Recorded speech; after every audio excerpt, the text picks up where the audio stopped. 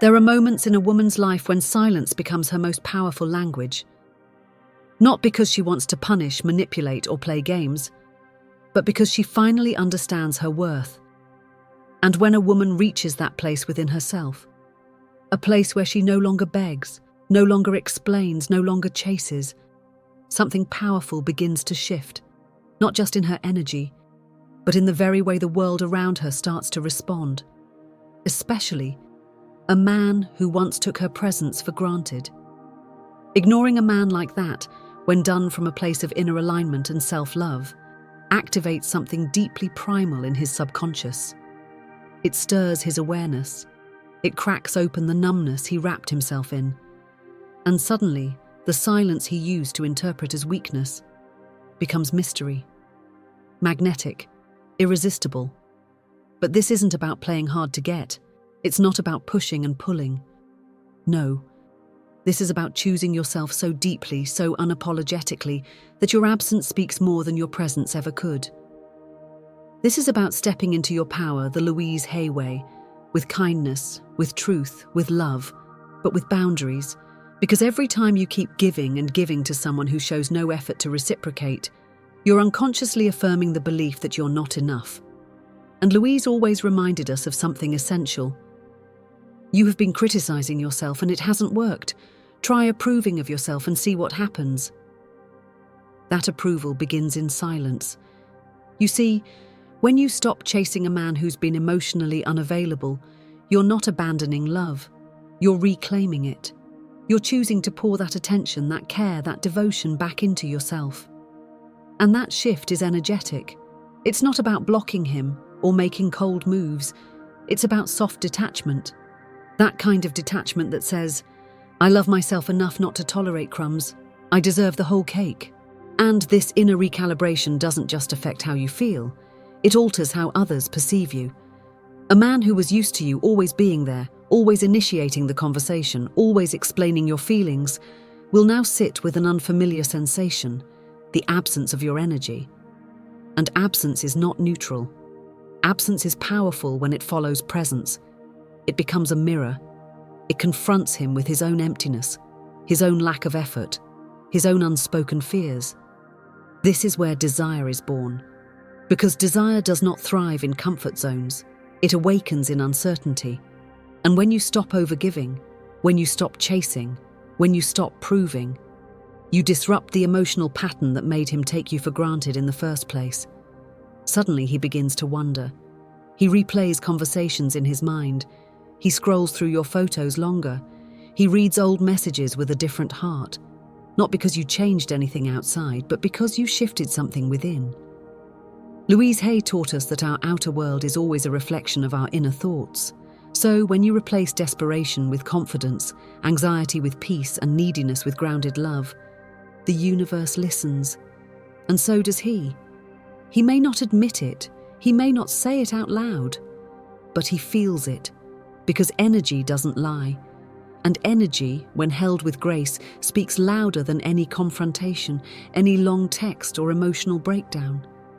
A woman who chooses herself is unforgettable. She lingers in his mind. She becomes the one he remembers late at night, not for what she said, but for what she stopped saying. And that's when he starts to chase. Not because you manipulated him, but because your absence reminded him of everything your presence gave. Still, let's be clear. The goal isn't to make him suffer. The goal is to honor yourself. When you do that, when you truly start honoring your voice, your needs, your time, your energy becomes sacred, and anything sacred becomes rare, and anything rare becomes desired. But for that, you have to hold the silence long enough. You have to resist the urge to explain yourself again. You have to breathe through the discomfort of the unknown. You have to become the space he feels safe in, but only when he chooses to show up with love, not ego. You have to be willing to lose him, to truly let him go, if that's what honoring yourself requires, because that is where your power lies, not in controlling his reaction, not in waiting for his text, but in knowing that you are whole, with or without it. And the most fascinating thing? The moment you stop needing him to desire you is exactly the moment he starts feeling an uncontrollable pull toward you. It's not magic. It's not manipulation. It's energetic alignment. The universe cannot bring someone into your life to love you properly if you're still busy overgiving to someone who doesn't. And the universe always waits for your lead. So when you lead with self-love, the rest follows. And you know what else follows? His curiosity, his attention, his desire. Because now you're no longer that woman trying to convince him of your worth. You're the woman who radiates it, silently, gracefully, and that is magnetic. When a man senses that something is different in your energy, even before you say a word, his instincts alert him. It's almost as if his subconscious picks up on a signal, a subtle shift.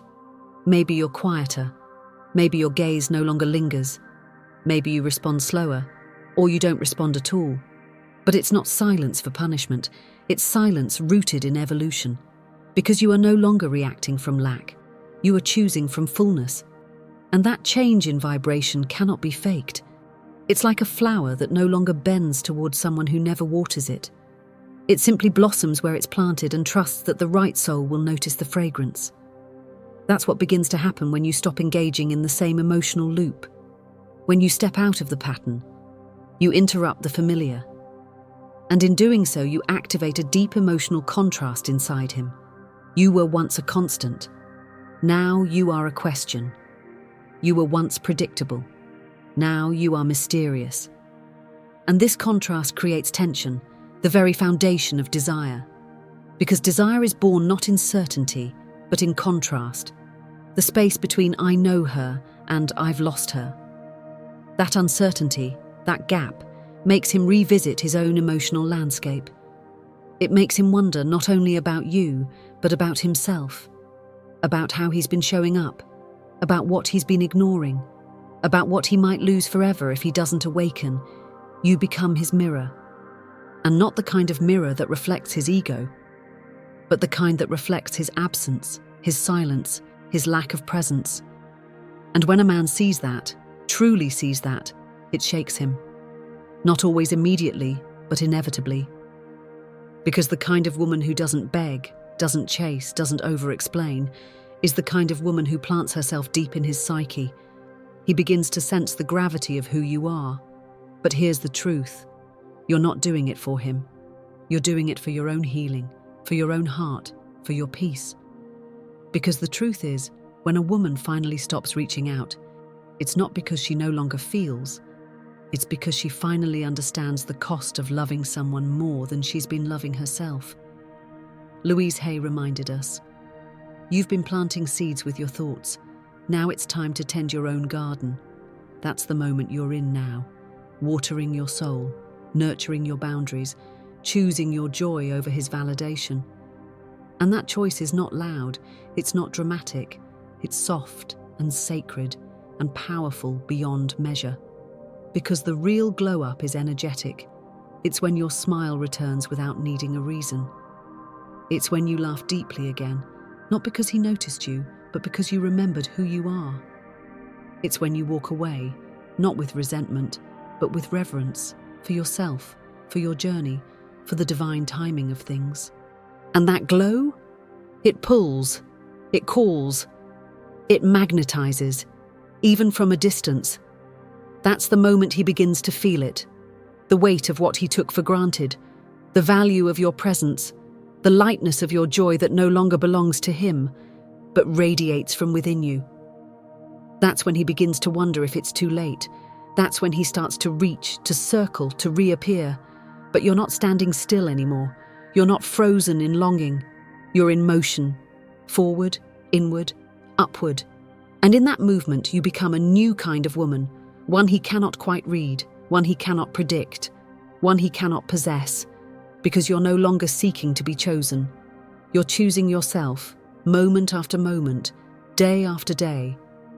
And that energy, that devotion to your own healing, becomes the very thing that redefines how he sees you. No longer the woman who needed his love to feel whole. Now, the woman who has become whole, and therefore more lovable than ever. And ironically, the less you try to get his attention, the more attention you receive. Not only from him, but from the world around you. Because you've become a beacon. You're no longer chasing energy, you're attracting it. Not with tricks, not with manipulation, but with truth, with clarity, with love that flows inward first. You've stopped begging for love. And in doing so, you've become love. One of the most unexpected things that happens when you stop reaching out is the return of your intuition. Because the noise quiets, the mental overthinking softens, and what begins to rise is clarity. Deep inner clarity that was always there, but hidden beneath the ache of being misunderstood or the fear of being alone. And in that clarity, you realize something profound. You never needed to prove your worth to someone who couldn't see it. It was never about convincing him. It was always about remembering yourself. And the more you come back home to your truth, the less reactive you become to his absence, his silence, his confusion. You begin to see him not as the source of your pain, but as a mirror of the parts of you that still needed healing, and this shift changes everything. Because now, instead of asking, "Why didn't he choose me?" you begin to ask, "Why was I so afraid of not being chosen?" This is the energetic pivot. It's the space Louise Hay spoke of when she reminded us, "You've been criticizing yourself for so long. It's time to offer yourself love. Real, quiet, non-negotiable love." And in that act of internal tenderness, you shift timelines. You become someone who no longer tolerates fragments of affection. You crave depth, presence, truth. And because you embody that, you begin to attract it. This is where things get magical, not because you're chasing a man, but because you've become a woman with nothing to prove and everything to offer. A woman who can love fiercely and still walk away gently. A woman who is willing to open her heart, but only to someone who is emotionally available. Someone who can meet her, not with breadcrumbs, but with nourishment. And when you ignore someone who hasn't been showing up for you, not out of spite, but out of integrity, you send out a vibrational message, one that says, "I no longer have space for inconsistency in my life." And the universe, always listening, begins to respond. Doors close, but new ones open. People exit, but new ones enter. You feel a deeper sense of trust, not in a man, but in the rhythm of life. And it's from that rhythm that your power is restored. Now let's talk about that man again. When he senses that your energy no longer centers around him, something happens that his logic can't explain. He starts to notice things he didn't before. Your absence in conversations, the gap in his notifications, the stillness of your name in his inbox. At first it may feel like relief, but very quickly that relief turns into restlessness because your energy had a frequency, a warmth, a pulse. And now that it's gone, he feels the chill of that void. But here's where most women break the spell too soon. They check in, they send a message, they soften the silence, not because they want to reconnect, but because they're uncomfortable with the unknown. Yet the unknown is where transformation lives. If you can stay with yourself just a little longer, if you can breathe through the discomfort, if you can resist the urge to rescue him from the consequences of his own disconnection, you will see something miraculous unfold. Either he rises, emotionally, spiritually, energetically, or he fades away, making space for someone who will. Because when a man truly feels the weight of your absence, and he's emotionally mature enough to value it, he will move mountains to come back, not just with promises, but with action. And if he doesn't, that too is a gift. It's your freedom disguised as silence. This is not about punishment. It's about protection. You're protecting your peace, your softness, your light. You're creating an energetic boundary that says, "Only those who honor my presence deserve access to my heart." And that kind of woman, she doesn't chase, she doesn't plead, she doesn't explain. She simply radiates. And in her radiance, she attracts what's aligned and repels what isn't. Not through force, but through frequency. What most people don't understand is that true attraction is not based on appearances, on words, or even on shared memories. It's based on energy, on how someone feels when they're around you, on what they sense, sometimes unconsciously, when they're in your presence. And when you shift your energy from longing to alignment, everything around you begins to respond differently. Because longing is heavy. It comes from a place of absence, of not enough, of waiting. But alignment is light. It flows from fullness, from clarity, from embodiment. And when you are aligned with your truth, your worth, and your peace, your very presence becomes magnetic. A man may not understand why he suddenly starts thinking about you at random moments, why certain songs remind him of you, why your name comes to his mind as he wakes up, or when he's alone at night. But what he's feeling isn't logic, it's your vibration echoing through the space you left behind. A space that used to be filled with attention, warmth, affection. A space you no longer offer freely because now it's sacred. And sacred things are not handed out. They are invited into. So now he doesn't just miss you. He misses how he felt around you. He misses the reflection of himself he once saw in your loving eyes. And he begins to realize what he dismissed was not ordinary. It was a woman who saw him, who cared, who showed up, until she didn't. But let's be honest, this isn't just about him. This is about you. About how you no longer rush to fix what's broken. How you no longer try to force emotional intimacy with someone who guards their heart. This is about the moment you sit in your own stillness and realize you deserve love that is open, present, and mutual. Not conditional, not confusing, not one-sided. Louise Hay always emphasized the importance of the words we speak to ourselves. So ask yourself, what have you been affirming with your silence? Are you affirming your fear of losing him? Or are you affirming your decision to finally choose yourself?